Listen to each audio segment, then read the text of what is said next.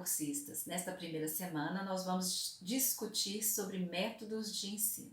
Mas antes de falarmos sobre os métodos de ensino, eu gostaria de deixar aqui com vocês alguns pontos, algumas indagações para reflexão. Afinal de contas, o que é uma prática pedagógica? Prática docente é sempre uma prática pedagógica? Existe prática pedagógica fora das escolas, ou seja, além das salas de aula? E o que caracteriza uma prática pedagógica? Alguns teóricos que eu selecionei para vocês podem nos ajudar a responder essas questões. Franco nos diz que uma aula ou um encontro educativo tornar-se-á uma prática pedagógica quando se organizar em torno de intencionalidades. Então, é a intencionalidade que vai determinar as nossas práticas pedagógicas. Será também, segundo Franco, prática pedagógica quando incorporar a reflexão contínua e coletiva de forma a assegurar que a intencionalidade proposta é disponibilizada a todos. Então, é a intencionalidade que vai determinar a minha prática pedagógica.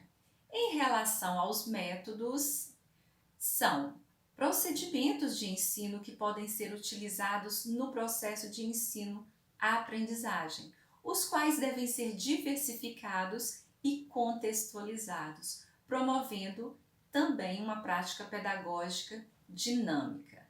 Pillet também nos diz que o método é o caminho a seguir para alcançar um fim, e este fim é a intencionalidade que eu disse anteriormente. Para este mesmo autor, a técnica é a operacionalização do método. Então, se um professor, por exemplo, quer utilizar um método ativo, metodologias ativas, para atingir seus objetivos, ele poderá operacionalizar este método por meio da utilização de diferentes técnicas de dinâmica de grupo, que é um tipo também de metodologia ativa. Então, respondendo o que são métodos de ensino, eu tenho aqui o pensamento de 3 autores.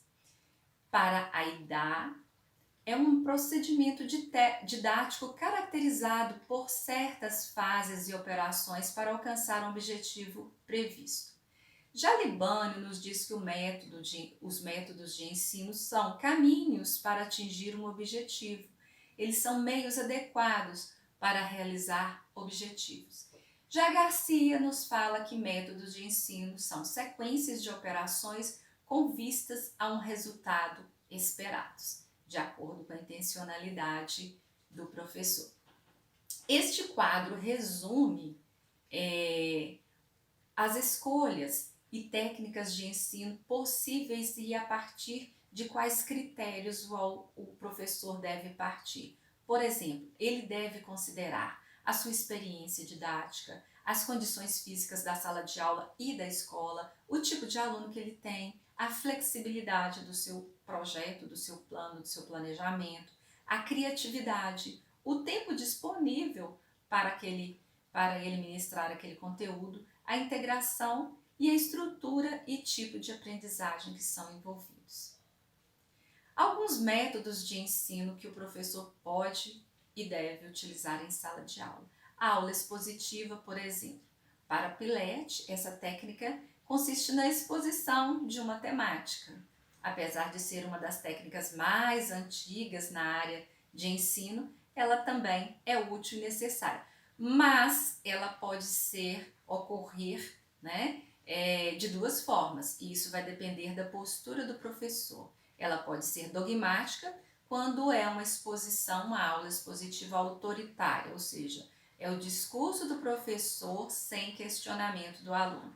E ela pode ser, por outro lado, dialógica. A partir da exposição de um conteúdo, o professor abre oportunidades para o diálogo, ou seja, para a interação com seus alunos. Há também o método de trabalho independente, e segundo Libânio, esse método consiste em tarefas orientadas pelo professor, de modo que o aluno consiga resolvê-las independente com criatividade. Método de elaboração conjunta é quando há interação ativa entre professores e alunos. Então, essa aula é uma aula interativa, ela se torna uma conversação didática em que um diálogo se estabelece a todo momento entre perguntas e respostas entre professor e aluno. Então, há uma contribuição